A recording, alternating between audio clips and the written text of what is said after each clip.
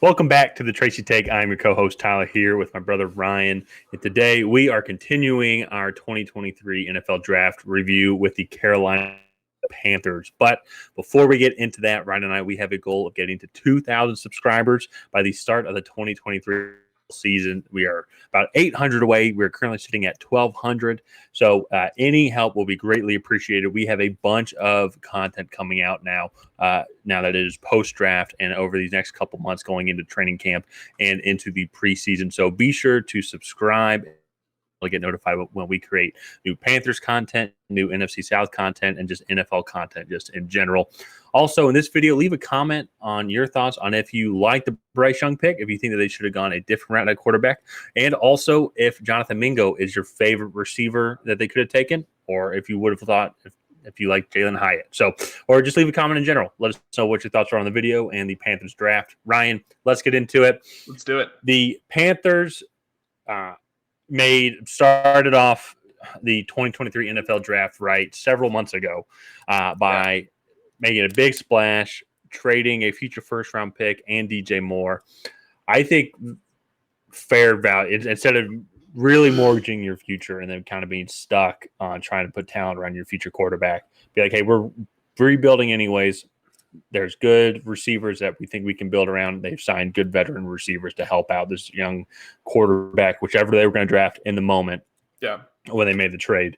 So, and then it comes draft night, a lot of speculation. I like how there was all this speculation about, like, could it be CJ Stroud, Will Levis? And then, like, within 48 hours, it's like everyone got common sense, including ourselves, and be like, all right, let's be serious here. It's Bryce Young. I mean, come on. Dude's the first kid to have an NIL deal. I mean, you got to go with it. So. Yeah, and you look at what he did at Alabama with the lack of talent that was around him, which was a really off year for Alabama receivers. They usually have really solid receivers. They did not last year, and he still had a really solid season. So. Well, and let's be fair to him as well, because there's the knack. He didn't win a national Alabama. If John Mechie doesn't tear his ACL, and then if Jameson Williams doesn't tear his ACL in the national championship game, I think they win that game. Oh, they win that. That's a whole separate video. But that offense was rolling, and then after Williams went down, and then it was like essentially the start of the 2022 the 2022 college football season for Alabama, because then offense became anemic. So there's a lot of talent there. He's one of I think the smartest quarterback thing in the class. I think they're getting a great leader, and so I like the pick. It's the correct pick in this moment. Yeah. But let's move on to their 4 other picks in this class. They only had 5 because they did give some away in the trade to move up for Bryce Young. So at round 2, pick 39, they ended up drafting Jonathan Mingo, the wide receiver from Ole Miss. I like the player.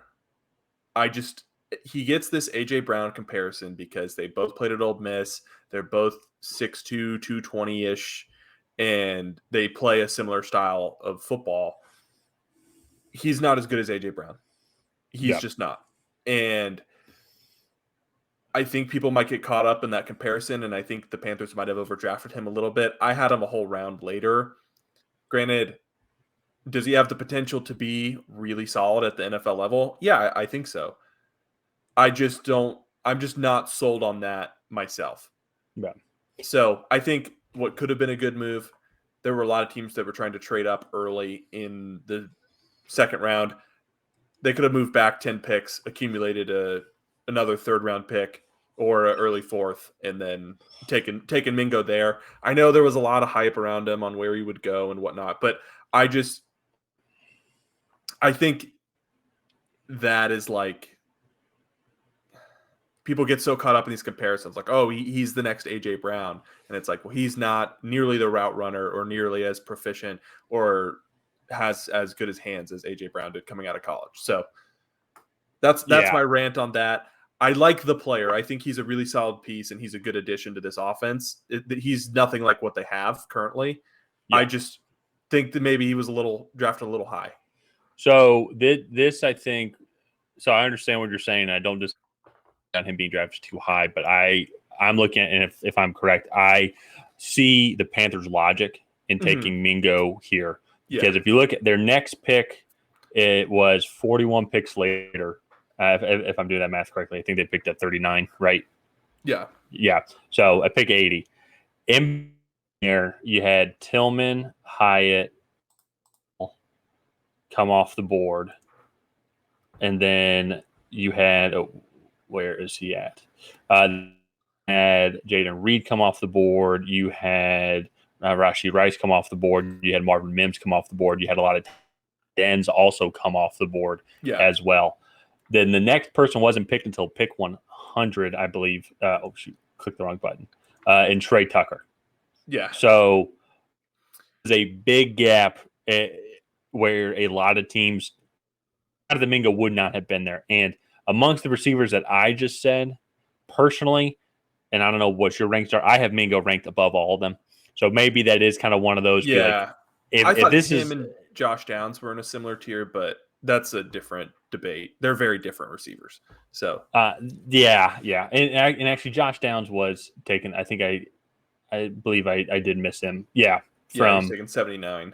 Oh, he was taken right before the DJ Johnson pick, actually. Yeah. So so if he was their highest receiver on the board and there wasn't too big a difference in other other player personnel within their third best player available, which DJ Johnson I think has a lot of upside. I know we'll get to him here in a second, but that's where I can defend reaching for Jonathan Mingo because of their situation. It's a new quarterback, new coach, whole new change in the franchise.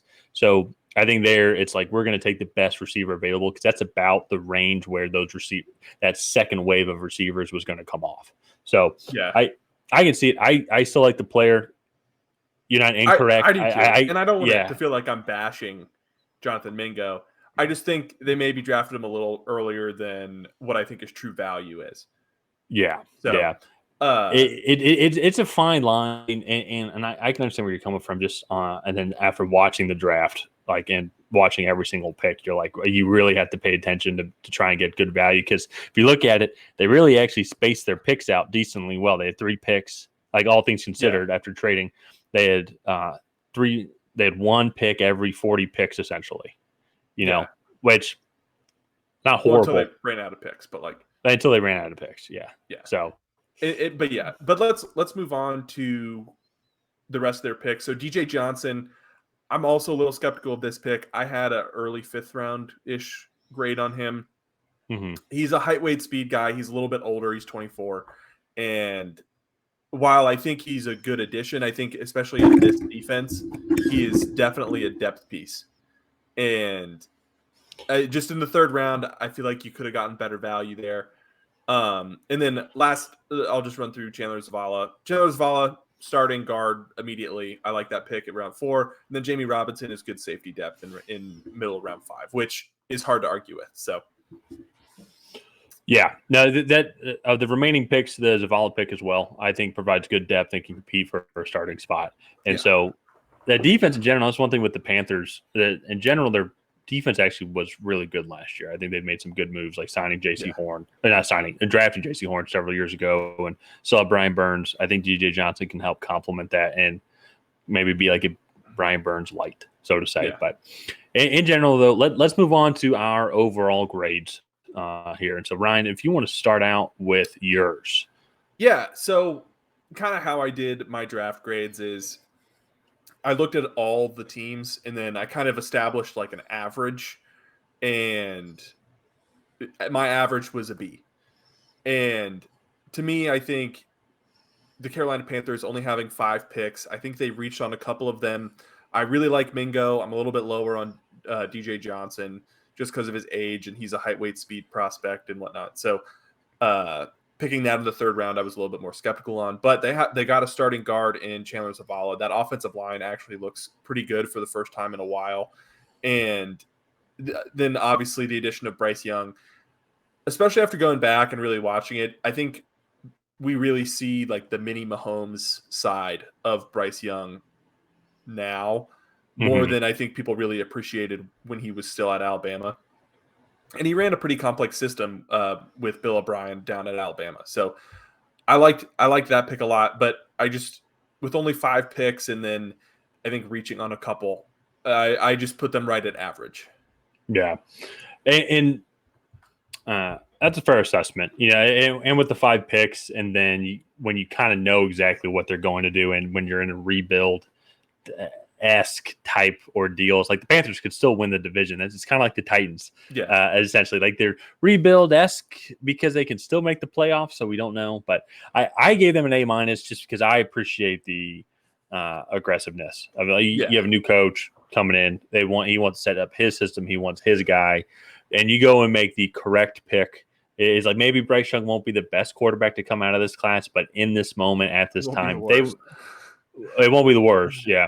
But in this moment at this time, this was the correct pick. Even if they went Stroud, it's like, well, there's question marks. Anthony Richardson, definitely question marks. Levis, don't even get me started on how many question marks there are. Yeah. And it could have been one of those, like, what were you thinking right now? But as of like at this moment, and maybe even looking back at it all, it's like, no, you went up and you got Bryce Young. Everyone talked about how this guy's the number 1 pick even before the college season started. So I like that. I think Mingo was the best receiver available when they got him. I understand your point there. And getting someone like Zavala in the 4th round to help with that interior offensive line. I think it's just a solid value. So, but in general, though, I think the Panthers made good moves, but it was like getting Bryce Young was like the key staple, obviously, to this draft. Yeah, and obviously, so with the 5 picks, they sacrificed some of the draft capital in this year's draft to go up and get that player. So that is one thing to take into consideration, but I'm really excited for them. I think they have a really solid group of young players, and that division is not very good. So I think they actually could compete for the division title this season, and that defense was really good. So if they can continue to grow and do that, I think that they should be in good shape going forward. So let's go ahead and wrap up the Carolina Panthers draft review there. If you guys have not already, please go ahead and like and subscribe and leave a comment down below on what you thought of the Carolina Panthers draft. And other than that, we will see you guys next time.